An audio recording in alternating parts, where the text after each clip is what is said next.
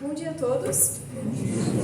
Meu nome é Isadora, eu sou evangelizadora aqui da Mocidade da SEMP e eu agradeço muito a essa casa tão querida e a todo mundo aqui presente também pela essa oportunidade maravilhosa de estar aqui hoje com vocês. Bom dia a todos, meu nome é Dunia, eu também faço parte da evangelização junto com a Isa e com o Vinícius da Mocidade. E é uma honra estar aqui hoje falando sobre um tema tão importante que é a solidão. Eu agradeço a presença de todos. Então, como a Dunia falou, o tema principal da palestra é solidão, não vos deixarei órfãos. A gente começa trazendo essa imagem aqui. Ela retrata os Neandertais, que é uma espécie do ser humano que viveu há 50 mil anos antes de Cristo. E tem algo que chama bastante atenção nessa imagem, que é este homem aqui. Ele está sem um braço, ele era manco, tinha muita dificuldade para se locomover. Só que os paleontólogos descobriram algo bem curioso sobre este homem. Ele viveu 40 anos. Chegou aos 40. O que para aquela época, para as condições que eles tinham, não tinham antibiótico, né? Era algo absurdo alguém viver por tanto tempo. Era mais ou menos hoje em dia um ser humano chegar aos 120 anos, né? Uma longevidade enorme. E aí eu pergunto para vocês, por que será que aquele homem, mesmo com tantas dificuldades, conseguiu viver por tanto tempo?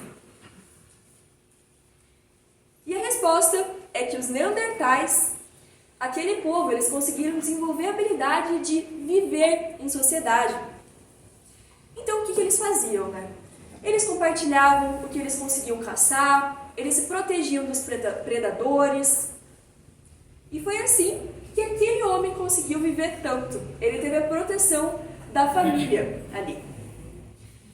Por que a gente começa a palestra trazendo esse relato?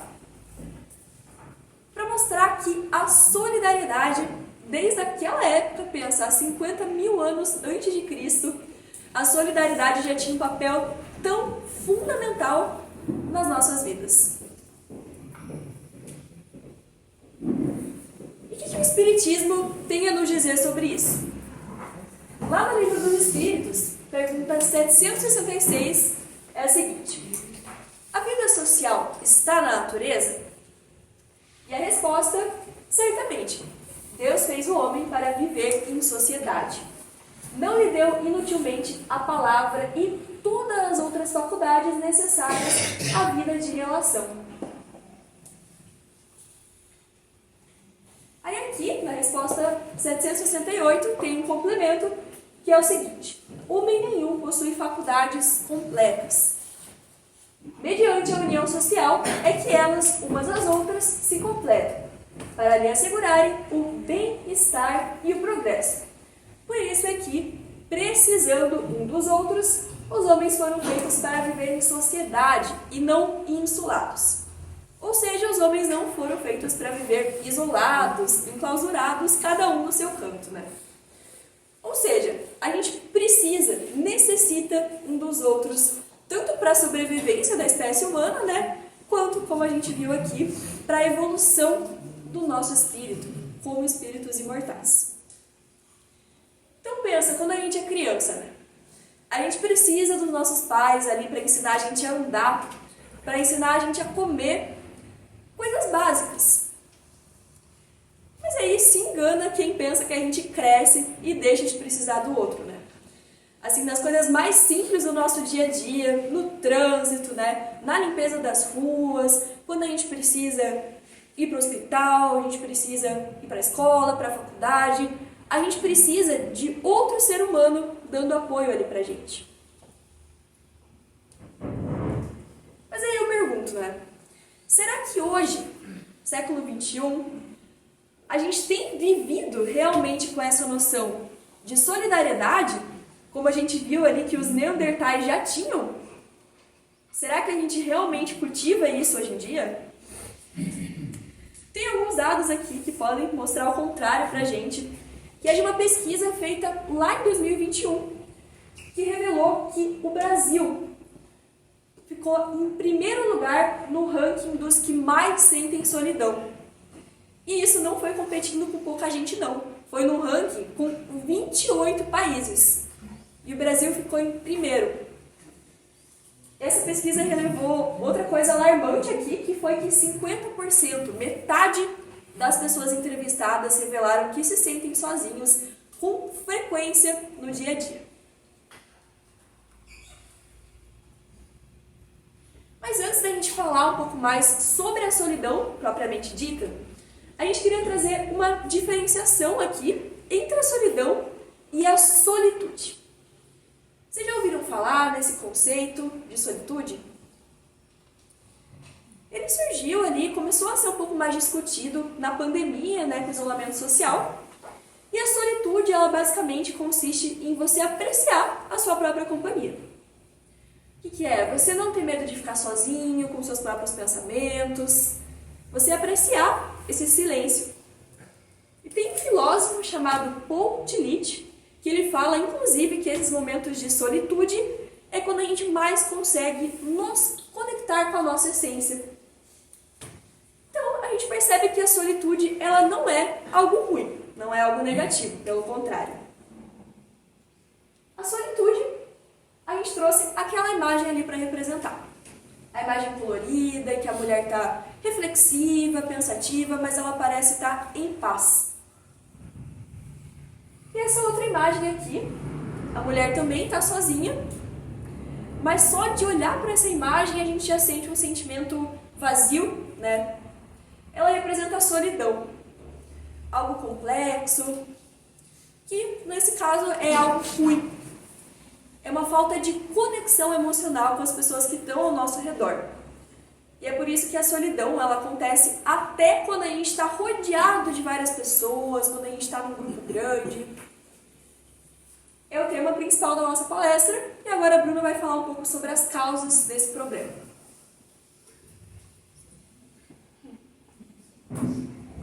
Bom, para contextualizar o que a Isa falou, eu vou contar uma história que aconteceu comigo enquanto eu estava indo para o trabalho. Geralmente eu pego uma linha bastante popular de ônibus em um horário de pico, ou seja, é muito lotado. Tão lotado a ponto que se a gente não segurar naquelas barrinhas de ferro, a gente não vai cair, a gente vai ficar no mesmo lugar, de tanta gente que tem dentro do ônibus. Só que nesse dia, começou a chuviscar. Quer dizer, não em específico esse dia, porque Curitiba é um clima muito louco, mas as pessoas decidiram fechar as janelas dos ônibus. Gente, imagina o cheiro que estava dentro daquele ônibus. Então, minha pressão começou a cair um pouco ali, comecei a me sentir mal. E a única reação que eu tive naquele momento foi me abaixando onde eu estava e sentar no chão do ônibus.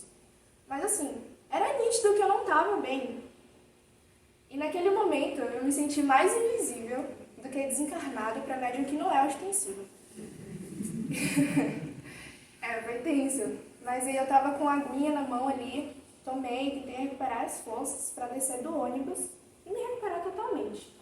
Mas naquele momento ali, ninguém perguntou se eu estava bem, se eu precisava de ajuda, sei lá, que precisava abrir a janela ou algo do tipo. Então, eu sei que isso é uma situação muito comum hoje em dia, essa invisibilidade. Será que já aconteceu com vocês aqui? Ou vocês viram alguma coisa semelhante com outra pessoa? Em questão a essa invisibilidade?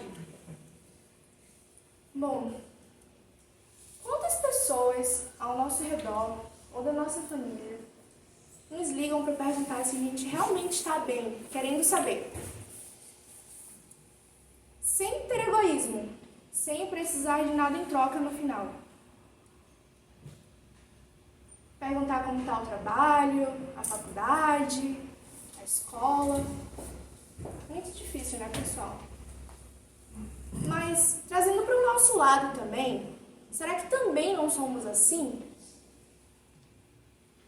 Dentro de casa, com os nossos pais, com os nossos irmãos. Será que nós temos essa solidariedade?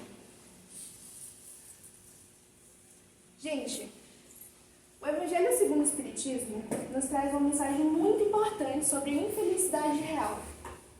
Ela nos diz que viver em busca da alegria, do prazer, é o tumulto, é a agitação, é a satisfação louca da vaidade, que fazem calar a consciência, que comprimem a ação do pensamento, que atordoam o homem com relação ao seu futuro. Ou seja, nós estamos muito acostumados com as vãs agitações, estar nas melhores festas, ser a melhor pessoa nas redes sociais, em busca de curtidas, de comentários. Mas será que, nessa vida, nós atraímos vínculos reais ou vínculos que nos trazem infelicidade real? E a solidão, quando há falta de vínculos afetivos, quando há falta de relações significativas, quando há falta de pertencimento nas relações, fazendo que nós nos encarceremos nos nossos próprios problemas ali também. E, voltando aos dados que a Isa nos trouxe, que 50% da população se sentem solitários. Solitários a 1, solitários a 2, e até mesmo uma multidão, como aconteceu comigo dentro do ônibus naquele momento.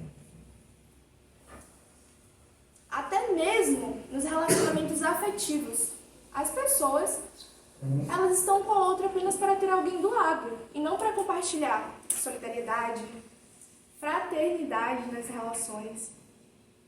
Isso ocorre em todos os lugares, até mesmo nos templos religiosos.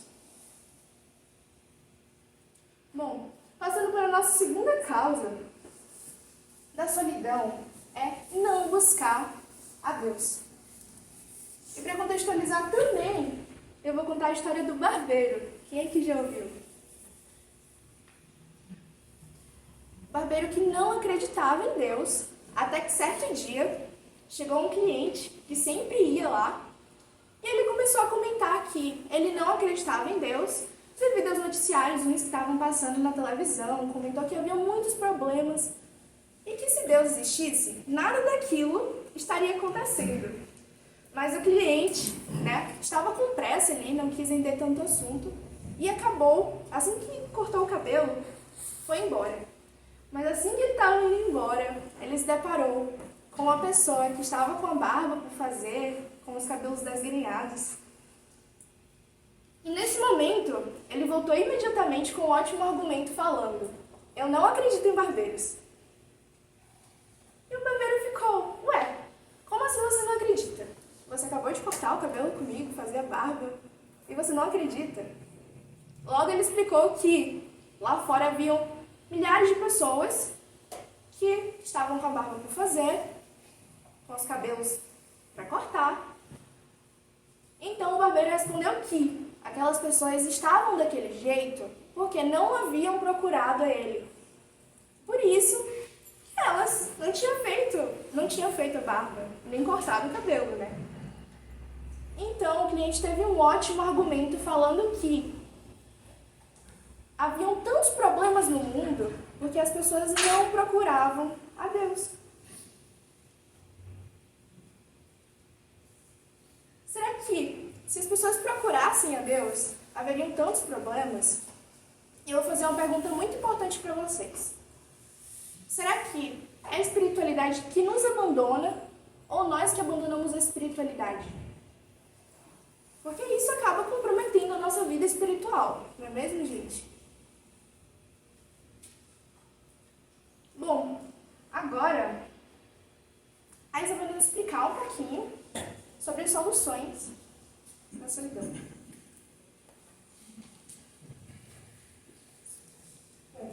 Lá no Livro dos Espíritos, eles trazem um caminho fundamental para a gente combater a solidão.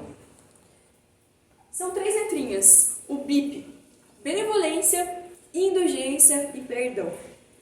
Aquilo que a gente ouve tanto na doutrina, mas que nem sempre é fácil colocar em prática, mas é uma sigla tão importante que, se eu pudesse, colocava num outdoor na frente da minha casa. Começando com a benevolência. Só contextualizando ali com a pergunta realmente, qual que é o verdadeiro sentido da palavra caridade, como entendia Jesus? Benevolência para com todos, indulgência para as imperfeições dos outros e perdão das ofensas. A benevolência, lá na resposta às perguntas 642 e 643, ela é contextualizada como para fazer o bem no limite de nossas forças. Porque o mal que vem de um bem não feito gera consequências para nossas vidas. Ser bom também consiste em ser útil, na medida do possível, todas as vezes que seu concurso venha a ser necessário.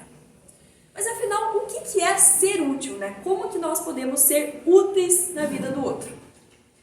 Eu vou contar uma passagem que está no versículo 12 do capítulo 13 de João, que retrata a última ceia que Jesus teve ao lado dos apóstolos. E Jesus, prevendo os acontecimentos tristes que logo aconteceriam com ele quis deixar mais uma lição ali para os apóstolos. Eu não digo a última, né? Porque ele nos deixa ensinamentos todos os dias até hoje, mas quis deixar uma lição marcante ali para aqueles que sempre estiveram ao lado dele. O que ele fez? Eles estavam ali, à mesa, jantando, e Jesus, ele tirou a capa que ele estava vestindo e vestiu-se com uma toalha. E vocês sabem quem que costumava usar toalhas naquela época? Eram os serviçais da casa dos nobres. Então, Jesus se vestiu como um serviçal e ele começou a lavar os pés dos apóstolos. E naquele momento, eles se assustaram muito com aquela atitude. Pedro, inclusive, chegou a falar que ele jamais deixaria que o mestre lavasse o pé dele, mas depois eles entenderam o significado que tinha naquela ação. E Jesus, ainda, ele compartilhou o pão, compartilhou o alimento com os apóstolos e só comeu depois que todos haviam se alimentado. Uma atitude de benevolência, sem dúvidas, né? Então, se Jesus, o Espírito mais perfeito, mais puro que Deus enviou aqui para a Terra, ele teve essa atitude de lavar os pés dos apóstolos, de deixar ali uma lição maravilhosa para eles, o que nós podemos fazer para as pessoas que convivem com a gente, né? Como que nós podemos ser benevolentes? Porque muitas vezes a gente convive com pessoas no trabalho, no centro espírita, faculdade, escola. A gente vê essas pessoas todos os dias e muitas vezes nós nem sequer olhamos no olho do outro, né? A gente vive no automático, mas quantas vezes a gente pergunta se o outro está bem? Quantas vezes nós estamos dispostos a ouvir os outros, né? Porque falar é fácil, você, né, sentar do lado de uma pessoa, desabafar e falar sobre todos os seus problemas. Isso é fácil. Agora, quantas pessoas hoje em dia estão dispostas a realmente ouvir o outro, né?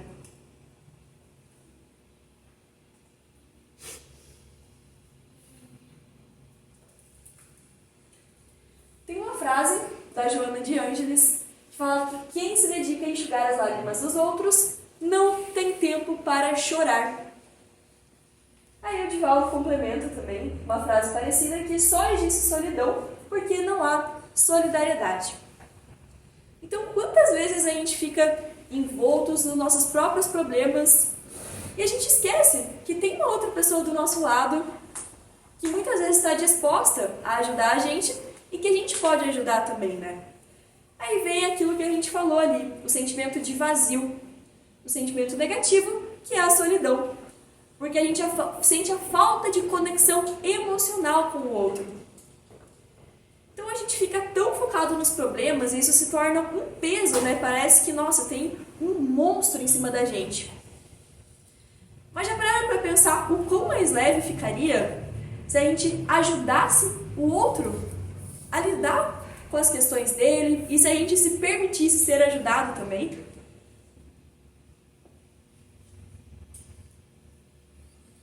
Bom, a pergunta 769, lá do Livro dos Espíritos também, é a seguinte: concebe-se que, como princípio geral, a vida social esteja na natureza. Mais uma vez que também todos os gostos estão na natureza, por que será condenável o insulamento absoluto, desde que cause satisfação ao homem? Ou seja, tem muita gente que pensa assim, né? Poxa, mas será que realmente tem problema eu ficar o dia inteiro em casa, ali vendo novela, vendo TikTok? Tem muita gente que pensa que não tem problema, por quê? Eu não estou fazendo mal para o outro, estou aqui cuidando da minha vida. Então, será que esse isolamento, insulamento, é problemático? Daí vem a resposta bem direta aqui pra gente. Isso é uma satisfação egoísta. Também há homens que experimentam satisfação na embriaguez. Merece disso aprovação? Não pode agradar a Deus uma vida pelo qual o homem se condena a não ser útil a ninguém. Ser útil, né? Aquilo que a gente trouxe ali com a passagem de Cristo. E uma satisfação egoísta, a pessoa está fazendo bem, ela acha que está fazendo bem para ela, mas ela está deixando de fazer o bem para o próximo, está satisfazendo só a si mesma. E ele fala sobre a embriaguez também, né? Parece algo muito distante às vezes. Eu não estou indo lá no bar encher a cara, eu não estou indo lá agredir, violentar o próximo. Mas será que você ficar em casa o dia inteiro, como a Bruna tinha comentado nas redes sociais também, né? Consumindo conteúdo que muitas vezes tem influência espiritual em cima, será que assim você não está fazendo mal a si mesmo? Fazendo mal para o outro também? E deixando de fazer um bem que poderia ajudar a combater a solidão que você sente?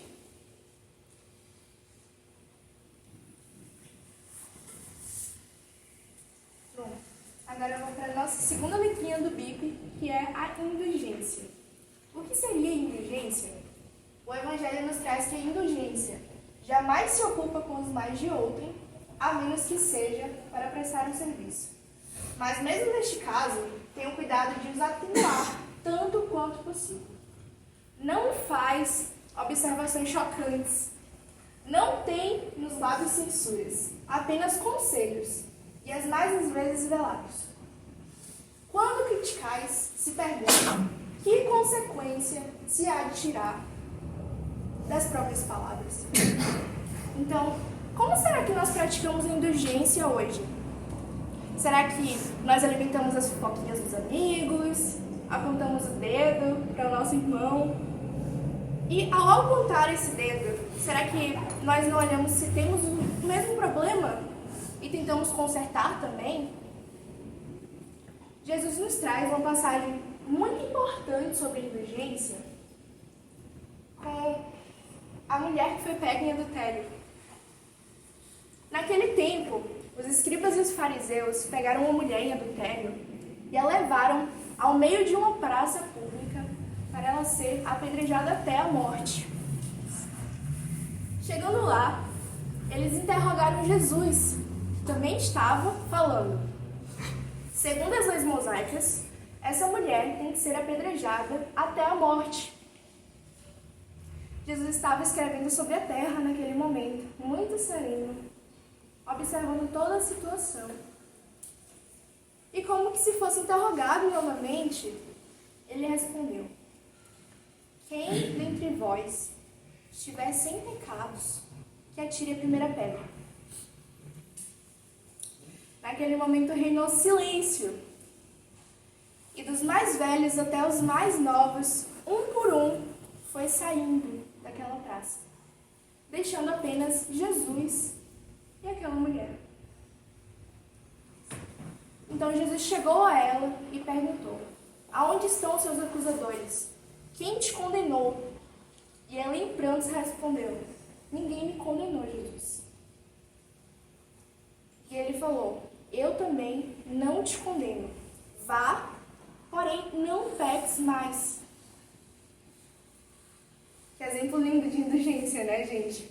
Mas, trazendo para a nossa realidade aqui, para o nosso tempo, quais seriam as pedras que nós atiramos hoje em dia? Ainda mais nas redes sociais, com todos os hates. Quantas vezes nós apenas queríamos um abraço? gostaríamos de ser escutados, fazer um atendimento fraterno. Não é verdade?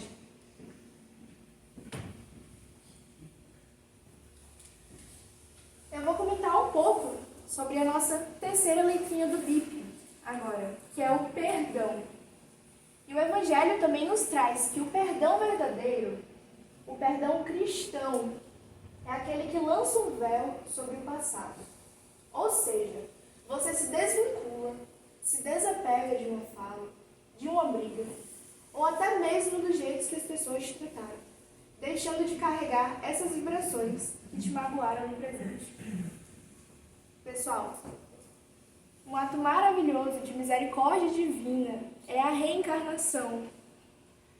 Ela nos ensina muito sobre o perdão, porque a partir da reencarnação podemos esquecer o passado e abandonar todo sentimento de ódio, de vingança, podendo perdoar. E assim nós temos uma nova chance, uma nova vida, um novo recomeço. E agora, a Isa vai nos explicar um pouco mais sobre o perdão.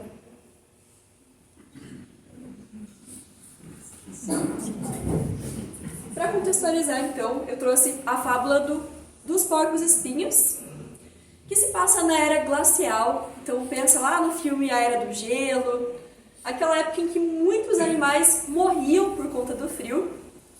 E esses animaizinhos aqui tiveram uma ótima ideia. Eles decidiram se unir, ficarem bem juntos, para que o calor de um protegesse o outro e assim eles não morressem. Mas o que aconteceu nesse momento?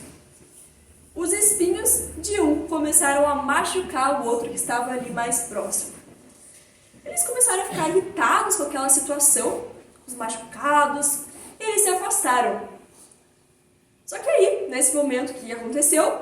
Eles morreram. E aqueles que sobraram, eles tinham uma decisão muito importante para fazer. Ou eles se separavam de vez, e muito provavelmente a espécie morria, entrava em extinção, ou eles continuavam unidos, apesar dos espinhos ali do que estava mais próximo. Como a gente vê até hoje, esses animais, a gente sabe o final dessa história, né? Eles decidiram superar ali aquilo que incomodava um no outro, ficaram juntos, se esquentaram e a espécie prosperou. Aí cabe a gente pensar, quais que são os espinhos que a gente precisa lidar hoje nas nossas relações? Em casa, na família, no centro espírita. E lembrando que a melhor relação não é aquela que une pessoas perfeitas, né? Mesmo porque isso seria impossível hoje no mundo de provas e expiações.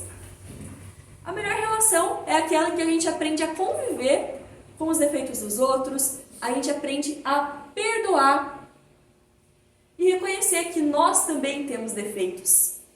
Nós também erramos. Então, por que cobrar do outro uma perfeição que nem nós temos, né? Jesus já dizia, suportai-vos. E suportar não é você aguentar, aturar o outro. Quando Jesus falou suportai-vos, nesse sentido, é de dar suporte, dar apoio no que o outro estiver passando de dificuldade. Afinal, a gente está todo mundo no mesmo barco. Será que tudo não fica mais leve se nós nos ajudarmos?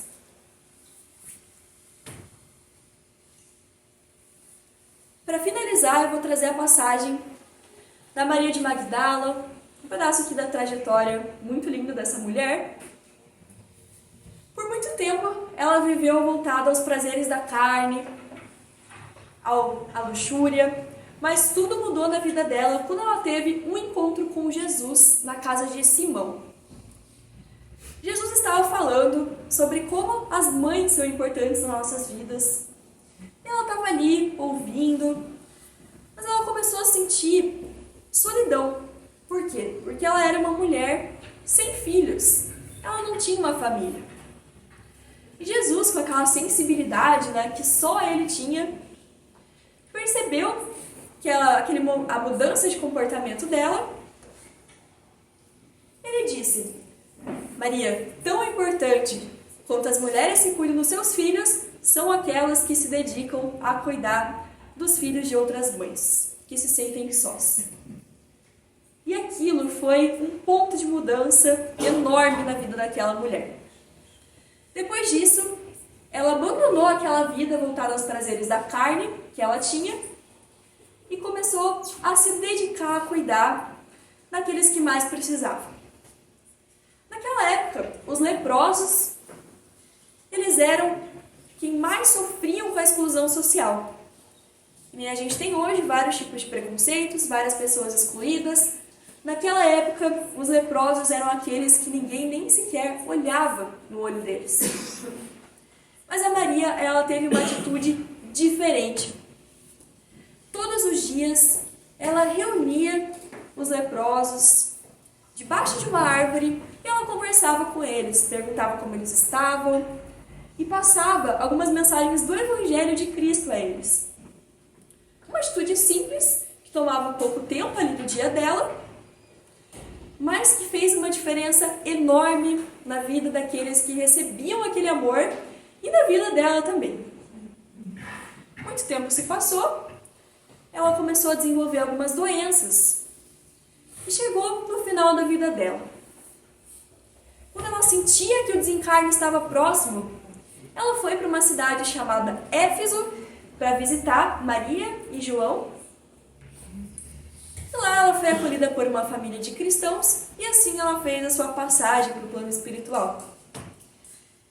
E essa cena ela é descrita de uma maneira muito bela, porque ela teve visões dos momentos que ela teve com os apóstolos, dos momentos que ela teve com Cristo, e ela não sentiu arrependimento naquele momento, porque ela lembrou da ajuda que ela deu aos leprosos, ela não se sentiu sozinha. E naquele momento, ela foi transportada para uma praia e ela teve a visão de Cristo nesse lugar. Os olhos dele refletiam o mar, refletiam o céu. Ele estava muito feliz de ver o mestre que teve um papel tão importante para a mudança dela. E ela não aguentou e caiu em prantos, caiu de joelho. Jesus pegou-a no colo, abraçou, em forma de gratidão a tudo que ela tinha feito pelos irmãos. E disse a ela: Maria, já passaste a porta estreita, amaste muito. Vem, eu te espero aqui. É uma passagem muito emocionante, que mostra o que a gente pode fazer pelas pessoas. Como que isso pode mudar a vida do outro, como que isso pode mudar a nossa encarnação, a nossa evolução. E Jesus disse também: não vos deixarei órfãos.